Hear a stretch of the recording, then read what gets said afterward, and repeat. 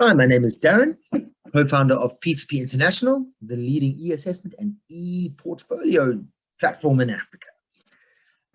And I have been fortunate enough to be selected onto the PSET Cloud launch group. And these next blogs and vlogs I'm going to conduct over the next couple of weeks is going to talk through the different papers and research that has been done over the past 4 years already by some incredible companies in order to explore and launch the post-school education and training PSET initiative. So I will be jumping through kind of PowerPoints and online to show you a bit of their paper and what I'll be talking about over the next few weeks. Okay, so over the next few weeks, I'm talking through their first paper, which is the PSET Scenarios 2021 to 2030. So this guide is a really awesome guide that's been created to enable a perspective of what's going to happen in the post-school education and training space over the next 8 years now. And they provide some really, if you get this paper, which you can get it from the link below, they provide some really awesome ways that you can start this discussion with your companies, your training providers, if you are a training provider, with your clients, and how to propose and plan for the future of post-school education and training in South Africa. I also highly recommend you read a few books by a gentleman called Clem Santa. He wrote The Mind of a Fox, Games Foxes Play. Both those books are about scenario planning and how to actually conduct scenario planning, which is what I've used in terms of a framework to give you my perspective on these scenarios. I'd just like to say thank you to Jet Education Services, who have led this initiative over the 4 years. Thank you to PSET, one of the leading CETAs in South Africa at the moment, who are driving education and learning in a vocational space. And then the Rios partners for the research that they've done. I've really enjoyed reading what you've done. And yeah, I am just going to talk through my thinking and my finding around the research that's happened. All right, so this is the paper, PSET Scenarios 2021 to 2030, a guide for how to use the scenarios. They've used 4 bridges, which I'll get to in a moment, and I'll explain them over the next couple of weeks. So this paper obviously gives all the required information up front, who did all the work, it's really good. And then I want to start off with this. So let me read this. There are many pathways South Africa could take that will determine whether skills supply will accurately align with skills demand in the future. A team of actors across the South African post-school education and training system have created 4 scenarios about what could happen in the current decade. As you will see in this guide, skills planning and provisioning will be shaped by complex interactions between factors around which within and beyond the boundaries of the PSET system. So this is really good. You know, they really are looking at actors across the system. I did find they used a lot of educational actors. Fortunately, when you only play in the education space and PSET is linked to only education, like Sir Ken Robinson said, it's like putting on a different color of paint on the wall and hoping that the classroom will change. But it's interesting, we'll unpack those in the future as we go. So the rest of this writing is about what I'll talk about over the next few weeks. Again, Jet Education Services, PSET, and Rios partners, thank you for the incredible work that you're doing, my perspective on it. Okay, so the purpose of this guide, and I highly recommend if you're watching this, download this guide, read it and work through it because it's very powerful. But there are 4 scenarios that offer alternative possible trajectories into the future as provocation. And this guide invites you to unpack these scenarios in your understanding and then to discuss them, which I'm really, really excited, and I really like what they've done with this. Okay, so these scenarios are resources and can aid strategic thinking about the future of post-school education and where you want to take your company, your training provider, or where you want to take your business. So I will say companies or corporate businesses are 100 million rand, probably and less in my mind. Please don't get upset about it. It's just my thinking. Hit me in the comments below. Listen to that. If you disagree or agree with what I'm thinking, always keen to learn. Okay. So they have in a very succinct way, in an awesome way, posed questions on how to use these scenarios as conversational starters. So well done for that. And what they do is they tell you what you should do, or they don't tell you, they recommend what you should do in order to start these conversations.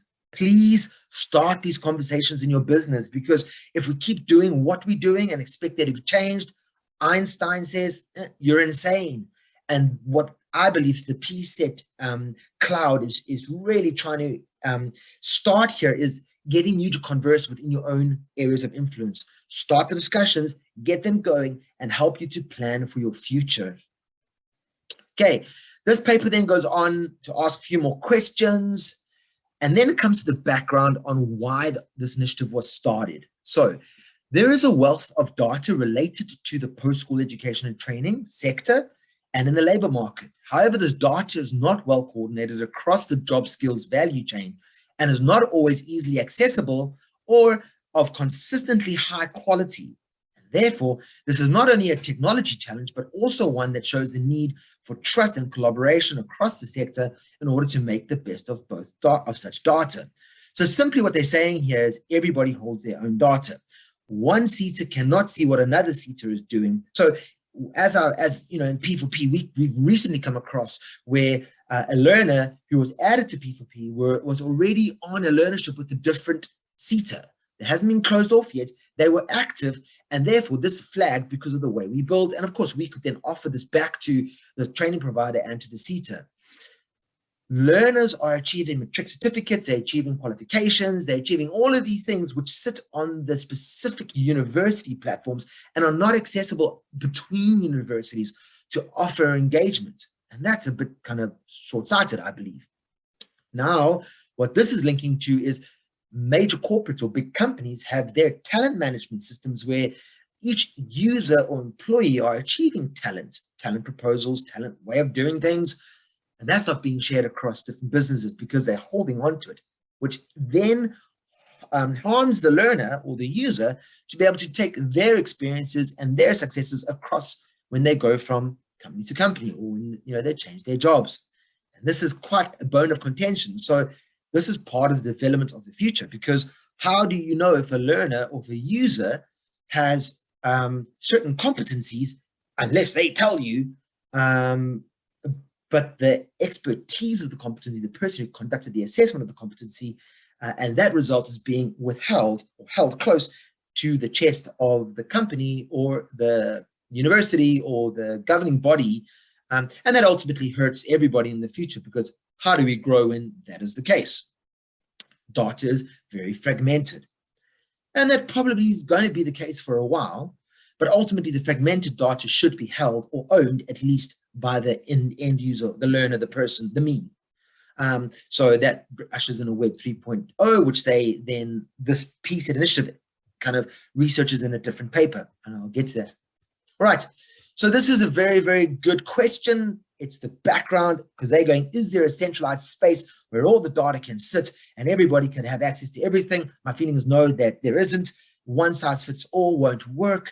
You need a very good platform that allows really good plugins, so that all companies that are doing different scenarios can all plug into one space and provide data that is then ultimately owned by the individual user, who allows what can be seen on that platform. More about that in a later challenge. So they spoke through a bunch of challenges and the theory of change. So the theory of change, the PSET theory of change, really nice little diagram, worth a read through. I will go through some of the outputs in a later video. Whether I agree with them or not is not for this discussion. And then the scenario methodology. And this is what I found incredibly interesting, because they have gone and created 4 scenarios, and they've defined the 4 scenarios as bridges. Well done, Rios partners. I think you did a stunning job at this. Seriously, thumbs up. So the team combined to an exercise of co-creating the scenarios for stakeholders. This exercise started by interviewing key stakeholders about the prevailing perceptions around the current situation in the PSET and their uncertainties about the future. This was a process to foster inclusivity, partnerships, and consultation. The purpose was building a greater transparency, trust, and credibility with the PSET ecosystem. I think they did a very good job with that. Obviously, you can always do more, But hey, man, I think you really need to have a look at this. And you know what? Why don't you do some work yourself and then send some of the information back to these back to key stakeholders? I mean, it's not over. The process is still learning. We're always learning, and I think they would really appreciate that kind of work. So the key uncertainties that they came up with was the character of political power, and this comes through clearly in the bridges that I'll talk about. It's a very key uncertainty, and if you are basing your business growth and your learning, PSET learning on our government in South Africa, I think you're going to have to really think through a strategy, because they tend to fluctuate quite quickly. And often what the government says, not only in South Africa, but anyway, what they say and what they do is very different. You know, anything for votes, right? So if your business is to survive and the PSET space is to enable your business, you really need to think through the character of the political power. In your company, you have political power, your CEO, your MD, your C-suite managers. If you're small, it's all about the political power. The second challenge is the role of technology. What will PSET look like with technology going forward? This was very interesting as a challenge, because as long as people want to hold the technology to themselves and not open-handed out, it could be a challenge. Of course, the challenge of open-handing out then is a limited set of rules. And of course, you know, technology gets very big very quickly. The scale of work, what will that look like in the next 10 years? Well, a very good challenge, which I'll talk through in the bridges. Please be aware that if you are still expecting qualifications and certificates to be the leading, you know, kind of decision when it comes to recruitment in the future, there is a problem with that train of thought.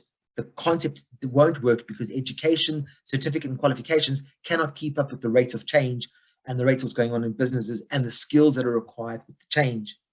The nature of collaboration. Stakeholders voiced uncertainty about the degree of the future collaboration across the skills value chain.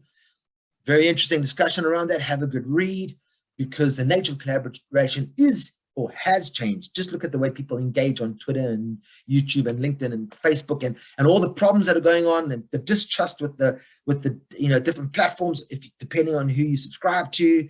How does that become more governed by you, the end user, not by the person who owns the platform, who then decides what goes onto the platform? Question mark, question mark. The nature of data sharing, that will change, because data sharing shouldn't happen from company to company. Data sharing should happen by you, the end user, and you decide where your data is shared. And of course, why not make money from it? I mean, if Facebook's making billions from you sharing your data, why shouldn't you make some of that money from it as well? Interesting discussion. Go check it out in some other really good you know, chats around the world. The character of education and qualifications, as I was saying earlier, got to change in the future. Kind of got to go more competence-based, I believe. And the economic growth and trajectory. Okay, so those are some of the key challenges, and they've done really well to pull these into those 4 bridges that I'll be speaking about in the future. And then they go into the synopsis of the 4 scenarios, and they have labeled these 4 bridges as the scenarios of the future, and they've done some really, really good comparisons. So the first bridge is the bridge of troubled water. The second bridge is the suspension bridge. The third bridge is the bridge too far, and the 4th bridge is bridge the gap. So thanks for listening today. That's the basis of this discussion. It's the basis of this project that PSET are doing and the scenarios around it. Next week, I will cover bridge of troubled water. Then I'll do the suspension bridge, bridge too far, and bridge the gap. So you can follow those. Please agree, disagree, tell me your thoughts. Always game to learn. Have a read of this paper. I will go into the other papers. Power of data, I've just got it here as another paper. Digital governance, advisory note, and some other good information. Have a good day. Thanks for listening, and we'll see you again in the future.